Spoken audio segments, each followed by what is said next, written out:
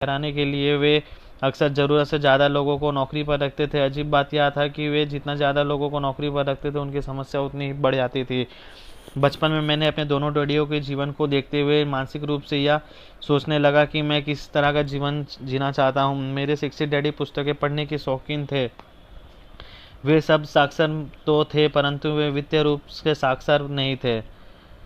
चूंकि वे अंक नहीं पढ़ सकते थे, इसलिए उन्होंने अपने बैंकर और अकाउंटेंट से सलाह लेना पड़ती थी। ये दोनों ही उन्हें बताते थे कि उनका मकान संपत्ति इसका या उनका सबसे बड़ा निवेश होना चाहिए।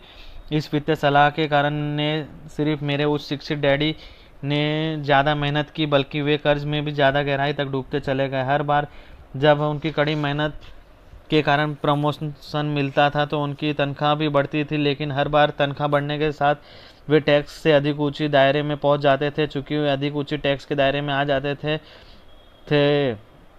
इसलिए उन्हें अकाउंटेंट और बैंकर उन्हें एक ज़्यादा बड़ा मकान खरीदने की सलाह देता था, ताकि वे ब्याज की किस्तों में आमदनी से घटाकर टैक्स में छूट ले सके। वे ज़्यादा पैसा कमा रहे थे, परंतु इसका परिणाम कुल मिलाकर यह हुआ था कि उनका टैक्स बढ़ता गया और उनका कर्ज भी बढ़ता गया। वे जितने सफल होते गए उतनी ही ज़्यादा मेहनत करनी पड़ती थी और प्रियजनों के साथ बिताने के लिए उनका समय कम होता गया। जल्दी उनके सारे बच्चे घर से दूर चले गए, परंतु वे अब भी बिलों का भुगतान करने के लिए कड़ी मेहनत कर रहे थे। आपके दो सब बड़े खर्च हैं। क्योंकि मेरे डैडी फाइनेंशियल स्टेटमेंट नहीं पढ़ सकते थे, इसलिए वे धन के उस जाल में को नहीं देख पाए जिसमें वे अधिक सफल होने के साथ फंसते जा रहे थे। मैं लाखों अन्य सफल और कड़ी मेहनत करने वाले लोगों को धन के इस जाल में फंसते देख रहा हूँ। इतने अधिक लोगों को आर्थिक रूप से संघर्ष करने का कारण यह है कि हर बार अधिक धन कमाने के साथ वे अपने दो शब्दों पर बड़े खर्च बढ़ा लेते थे।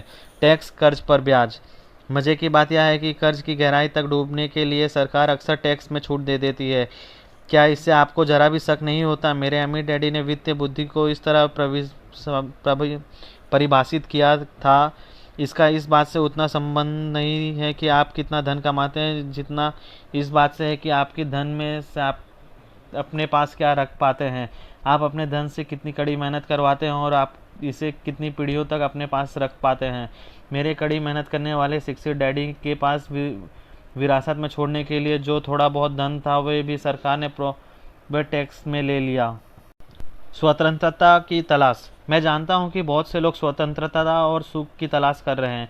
समस्या यह है कि अधिकांश लोगों को बी और आई क्वाड्रेंट में काम करने का परीक्षण नहीं दिया गया है। इस परीक्षण का अभाव, नौकरियों की सुरक्षा, प्रोग्रामिंग और बढ़ते व्यक्तिगत कर्ज के कारण ज़्यादातर लोग वित्तीय स्वतंत्रता की अपनी तलाश कैश फ्लो क्वाड्रेंट के बाएं हिस्से तक सीमित कर देते हैं।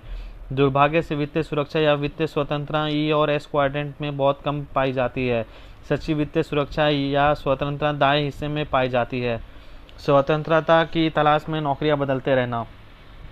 कैश फ्लो क्वाड्रेंट का एक उपयोग यह भी है कि इससे किसी भी व्यक्ति के जीवन के संचालन या उसके मार्ग को परखा जा सकता है। कई लोग जिंदगी भर सुरक्षा या स्वतंत्रता की तलाश करते हैं, परंतु वे सिर्फ नौकरियां ही बदलते रहते हैं। उदाहरण के लिए, मेरा हाई स्कूल का एक दोस्त है। मैं लगभग हर 5 साल बाद उसके हालचाल सुनता हूँ और वह हमेशा रोमांचक होता है क्योंकि उससे आदर्श नौकरी मिल गई है। वह बहुत खुश है क्योंकि उसे अपने सपनों की कंपनी मिल चुकी है।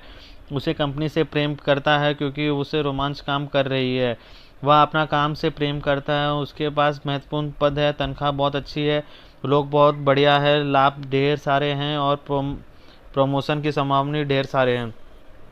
लगभग 4.5 साल बाद मैं दोबारा उसके हालचाल सुनता हूँ, परंतु अब वह असंतुष्ट लगता है। जिस कंपनी के लिए वह काम करता है वह अब उसकी राय में भ्रष्ट और बेईमान है। यह कंपनी अपने कर्मचारियों से सम्मानजनक व्यवहार नहीं करती। वह अपने बॉस से नफरत करता है जिससे उसे प्रमोशन ना देकर उसके किसी अधीनस्थ और प्रमोशन दे दिया है। वह कम तनख्वाह की शिकायत भी करता है। 6 महीने गुजर जाते हैं और वह एक बार फिर खुश नज़र आता है। वह बहुत खुश इसलिए है क्योंकि उसे आदर्श नौकरी मिल गई है दोबारा।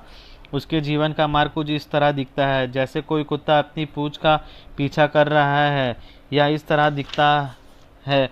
उसका जीवन का पैटर्न एक नौकरी छोड़कर दूसरी नौकरी तरफ जाना है।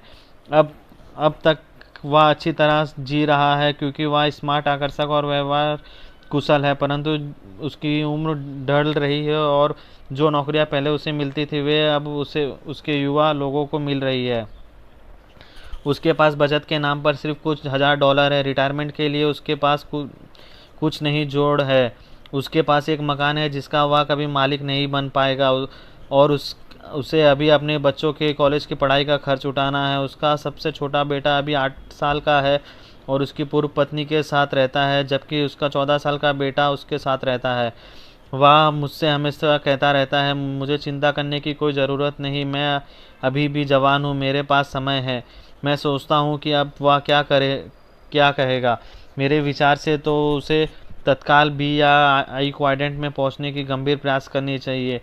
उसे एक नए नज़रिए और नई शिक्षण प्रक्रिया की ज़रूरत है। अगर वह ऐसा नहीं करेगा तो सुखद भविष्य की आशा धूमिल है। जब तक उसकी किस्मत अच्छी ना हो और वह लॉटरी